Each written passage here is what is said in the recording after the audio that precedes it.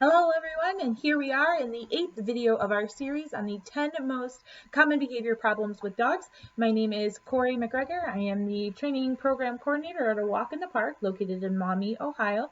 Our video today deals with biting. Most of this video is going to deal with biting associated with nipping and mouthing from puppies and young dogs because biting from older dogs, biting that is done in a way to defend oneself, kind of, or as a measure for resource guarding or things like that, it's going to kind of fall into another category that we'll discuss in a future video. So today we're going to kind of talk about why dogs bite and what we can do to help our dogs learn something called bite inhibition. Okay, so dogs bite as a way to defend themselves if necessary, as a way to protect their property, also a form of resource guarding, like I mentioned. They could also bite in response to pain or discomfort. If you step on your dog's tail or shut it in a car door, they might automatically turn around and nip at you in response to that pain, to try to get you to stop inflicting pain on them, because they don't realize that it's not you, it's the car or something like that, but it can be in response to pain that happens sharply and unexpectedly. It's also related to predatory behavior. So at any point in time, a dog can bite. Even a dog who has never, ever bitten before, dogs can always be pushed to the point where they feel that they need to bite. And so keeping that in mind, it's always important that our interactions with our dogs are kept positive, kept calm, and done in such a way that the dog is never made to feel uncomfortable or threatened, through the ways in which we are interacting with our dogs. A dog that is fearful, feels threatened, feels like it needs to defend itself, most certainly can bite under the right conditions. So always important point to keep in mind. Puppies, though, bite and nip and mouth things as a way to explore their world. We discussed this in our video on chewing, though this mouthing behavior is going to be a little bit different from chewing, as far as they can kind of go hand in hand, certainly, because the chewing can obviously happen as a result of them mouthing everything and then finding something that they really like to put their mouth on, and then that behavior escalating to chewing. But if you are an owner of a young puppy or have had a puppy in the past, you know that they do mouth and they nip when they play with you and they play with other people. Again, it's a natural, normal dog behavior. So try not to get too upset.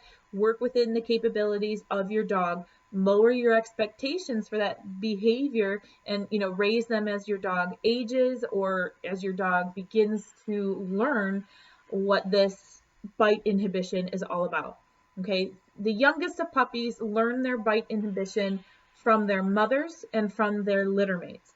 So when you are interested in acquiring a puppy, it is important to look into how those puppies are raised. You don't want puppies taken away from their mothers and their litter mates at too young of an age. Otherwise, they miss out on that opportunity to not only learn appropriate dog-to-dog interactions, as far as how to read and respond appropriately to body language and other signals, but also to learn this bite inhibition concept. It's really not a behavior, it's more of a concept. Say someone sneaks up on you, in a dark alleyway as you are walking to your car from, just having been out to dinner or something like that. A lot of us will have like a fight or flight instinct, like an instinct. You kind of automatically react to those situations. And even in that situation, if you try to take a swing at someone, you more or less know exactly, kind of automatically, exactly how much force it would take to, just get yourself out of that situation. You're not gonna swing so lightly that it doesn't get you anywhere, that it doesn't give you a solution, but you're not gonna swing so hard that you hurt yourself in the process or something like that. So we kind of automatically can gauge how much response we need, to get ourselves out of that situation. That's kind of the same concept with bite inhibition. Dogs kind of gradually learn over time exactly how much force they need to put into, the different ways that they use their mouth, into chewing their food, to chewing a particularly tough toy, to chewing on their brother or sister's ear or tail or something like that. So it is important to understand how that puppy has been raised and how much time it has been able to spend with its mother and its litter mates, and you can have a pretty good idea of how much understanding they have of this concept to begin with. So bite inhibition is taught by shaping this natural behavior. So we're not trying to stop this behavior, we're trying to shape it into something that your dog has an understanding of this concept and how to use their mouth and their teeth appropriately.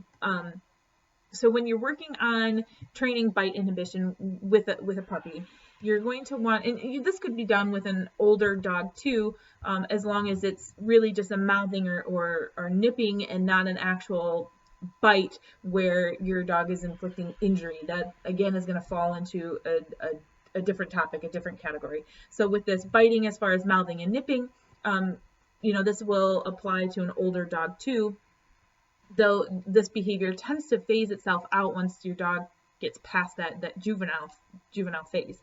So you're always going to want to kind of consciously work on this bite inhibition when your dog is already calm.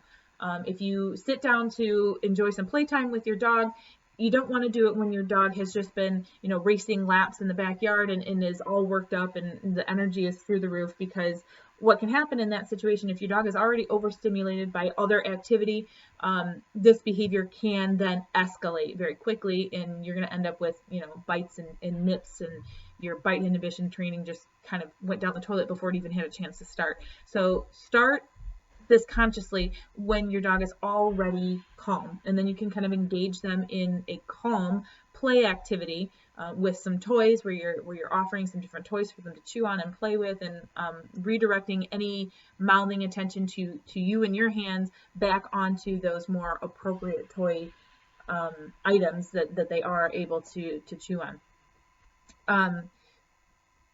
Remove your attention when that bite starts to get too hard. So if your dog is going to put his mouth on you and you're going to allow it for a certain amount of time, in the process of offering your dog a more appropriate choice for him to put his mouth on, you want to make sure that once that bite starts to become even slightly painful, that you're going to stop interacting at that point.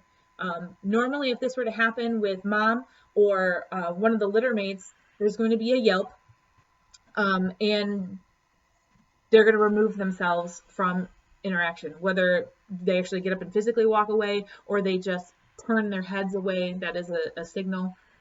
When dogs look away from each other like that, that is a signal from one dog to another. It says, hey, you know what? I'm done with this right now. It could only be for a second. It may be for longer. But that quick removal of attention from dog to dog is an important signal, and you can use that too. So we've talked in the past about not rewarding or reinforcing behaviors that we don't want to see happening, and instead we're going to remove our attention from those behaviors in those instances when those behaviors we don't want are happening. It's going to be very similar in this situation. Take your hands away, tuck them up under you if you have to, turn your whole body away if you have to, so that your dog understands, I don't want to do this anymore. And then you can turn back to your dog and continue to interact when they've had a chance to kind of recognize and then calm down. Always keep that interaction positive. There are a lot of places that will say, or I've seen recommendations and suggestions that say you should shout, ouch, to really get your dog's attention. That's not really necessary. You can say ouch, but it doesn't have to be screamed or shouted in a way that's going to frighten your dog, especially a young puppy. They're extremely fragile and sensitive to traumatic events around them at certain points in their development. So times in that first year, frightening your dog in any way can make a very long-lasting, like lifelong impacts on their development and the way that they perceive interactions with you. They could be afraid of playing with you at all again in the future after one, traumatic or negative experience. So you don't want to do anything that was going to frighten your dog during this process. Saying ouch kind of turns into just a cue. It doesn't need to be shouted. You can say it and remove your attention. That ouch, like I said, will become like a cue, and if you say it in the future, your dog may automatically understand, oh, I'm bitten that hard, I'll back off and calm down now. So nothing that is going to frighten your dog, and that goes for physical aversives, smacking or any kind of punishment like that. It's really just not necessary. It's kind of unfair to your dog, to be honest, because they're just engaging in a natural, normal activity, and they likely don't understand. So a punishment-based response is kind of going to be an unfair response to your dog or to your puppy in this situation. So as you kind of go through this bite inhibition process, it can be a slow process. You do it, every time you're engaging with your dog, remembering that puppies aren't always going to have the impulse control to know when to stop. You're going to have to set those boundaries. And sometimes it may mean, ending a play session until your dog can calm back down. Maybe they need to, be confined in an exercise pen with just toys, no interaction from you or other members of the family at that point in time until you're ready to engage in a calm bite inhibition, training / play session again, in half an hour or whatever the case may be. If you think that your dog's bites are, beyond the scope of this mouthing and biting, you're likely going to need some assistance from a professional trainer. That is going to fall under, aggression type responses and behaviors that bite inhibition training really isn't going to be all that helpful, because some dogs that are older, perhaps a dog that was rescued that had a very traumatic experience in the beginning of their life, didn't have the opportunity to learn bite inhibition, or that bite inhibition means nothing to them. Their dogs will give several warning signals before a bite is going to occur. And if that's happening, if your dog is giving warning signals and you just didn't pick up on them, that bite is warranted then at that point. We see this a lot when children are inappropriately interacting with dogs. The dogs will give certain, subtle signals, then there may come a warning growl, then there may come, a sharp bark, and even a snap that has no contact. And if all of those warnings, everything your dog is saying is, hey, you know what? I don't like it. Knock it off. Maybe at first it was, please don't do that. I don't like it. Just like we would. Maybe it's when the dog kind of gets up and moves away. And then when that growl comes, it's like, hey, I already told you once, I don't like this. And then when that bark or snap comes, you're like, you know what? I'm done with this. I've told you twice already. Stop it. That final warning is no longer a warning. It's a bite, because they've been ignored up to this point, and they've had it. So if your dog gets to that point and they've given all those warnings along the way and no one intervened, then that bite is warranted. And unfortunately in our society, it always comes down against the dog in those situations. So it's really important that you're interacting appropriately with your dog. Young children are interacting appropriately with the dog, and you're recognizing what those signals are so you can intervene before a bite happens.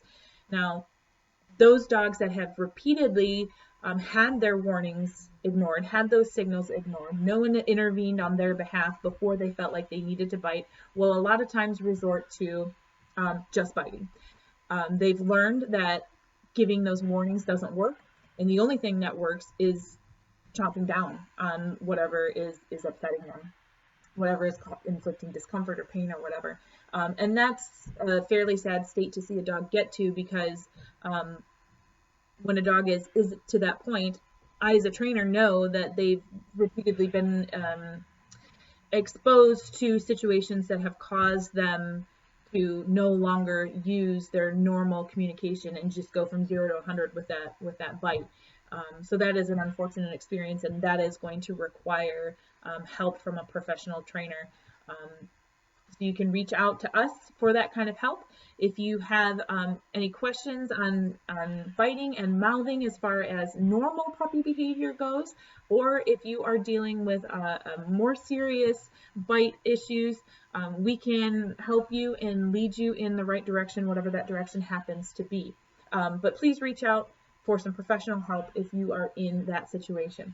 You can reach us at our facility at 419-475-4101. You can reach me directly at 419-930-6229. You can also email me at training@awitp.net. We'll see you next time for video 9 on separation anxiety.